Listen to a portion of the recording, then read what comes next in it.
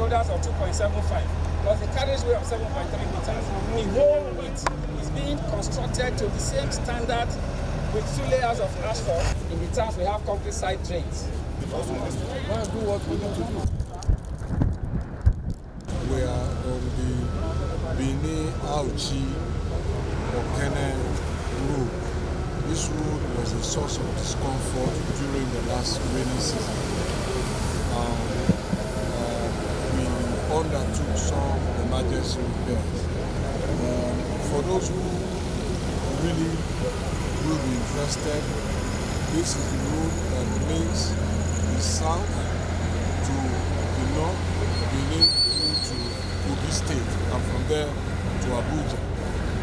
Now, what we're trying to do here is to dualize the road. It used to be a single carriage highway, so we're trying to add another lane over 254 kilometers. Now, you will see that we have passed some sections that have been completed. You will see some sections where the soil is being replaced, laterite is being mined from borrow pits. So until all of that work is completed, you see some sections where stone base has already been applied. You will see some sections where work has not even started. So until all of that is done, that we can talk about completing the road. Where we are standing now is at the hill at Ewu. So as the controller told you, we had to reduce the hill and the gradient from about 7 meters. 7 meters is the equivalent of 2-story building and a little more, to bring it down and therefore solve the accidents that used to happen here on a near perennial basis. And happily, I can say that our government has achieved its objective of saving lives and property simply by the intervention here, and that there was no such accident recorded over the Yuletide period. That's one of our reasons here. We are going further. What we are trying to see now is what we can do better. Construction will take some time to complete because of funding challenges, because of logistic challenges, because also man hours, really and truly. You have to excavate the old soil, move it away, go and dig new material, bring it here. So the 250-something kilometer dual carriage highway will not be built at the snap of a finger. It's going to be built meter by meter until it becomes a kilometer, and then it becomes 10 until it becomes 20. During that period, people are driving through it. We can't close it down. But our strategy is to ensure that whether we finish the road or not, we want to see what we can do differently this year before the rains come, to make the experience of driving through this road during the rainy season much better. So this is one of the reasons why I'm here. All those rainy season challenge routes are the routes. That's why we're in Bida Lambata, Niger State. So trying to work with our contractors and companies. While you are doing the main construction work, can you do something different to ensure that even if it's one lane, it's motorable, trucks are not stopped.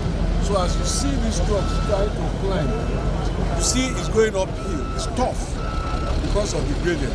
And those are some of the problems that have to be solved. So it's not just about bringing asphalt and putting it there.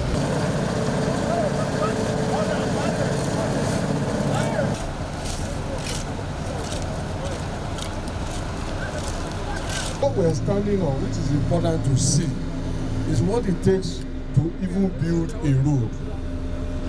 So it's not just that they bring the asphalt and just come and lay it on. You saw the laterite from the other side. Now we're at the point where the laterite is being mixed with sand, and sand is being mixed with cement to stabilize the road, after which the stone base will come onto it. So this is what is going to happen across the entire length of 74 kilometers. So it's not going to happen overnight. It's going to happen in sections. As you can see, there is the other alignment where the road is open to traffic while this is shut down for construction.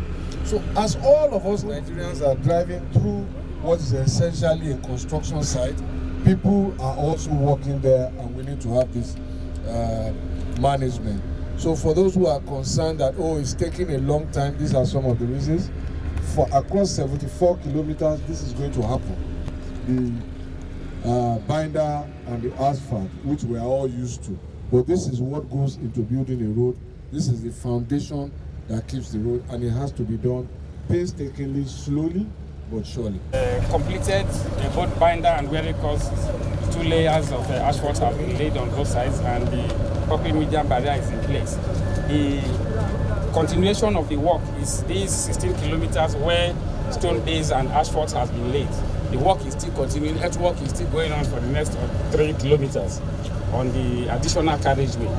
The existing carriageway has been repaired from here to the end of the road, making it very good for motorists to travel. So this is there is a board, yes, sir, where the number of people employed, materials used are all indicated. What is the purpose of this flyover? The purpose of this flyover is to carry traffic that is coming from Uromi Ewu Road to cross the road without